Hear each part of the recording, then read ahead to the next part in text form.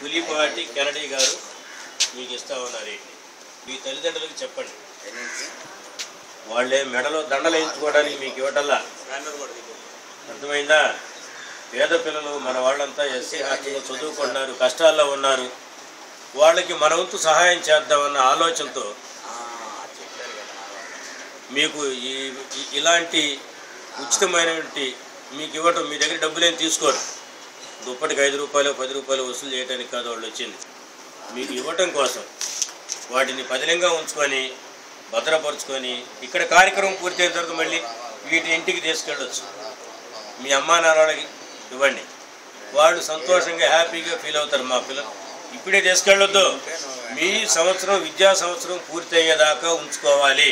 మళ్ళీ వచ్చేటప్పుడు తెచ్చుకోండి, ప్రతిసారి ఇవ్వడానికి మనకు అంత అవకాశాలు లేవు. ఉన్న వాటిని సద్వినియోగం చేసుకోవాలి. ఇంట్లో ఒక ప్లేట్ కొనుక్కుంటే మనం దాదాపు 5, 6, 10 సంవత్సరాలు వస్తాయి ప్లేట్లు. వాటిని 1 సంవత్సరంతోనే మీరు అంతం చేసేస్తున్నారు.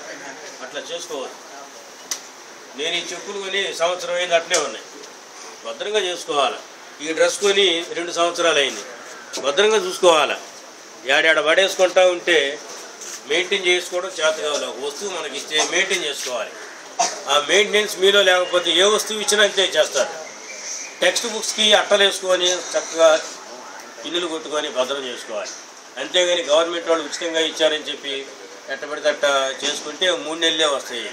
పరీక్ష టైంకి ఒక పుస్తకం కూడా ఆకారం ఉండదు. ముందు 10 పేజీలు, వెనక 10 పేజీలు లేచిపోతుంది కదా.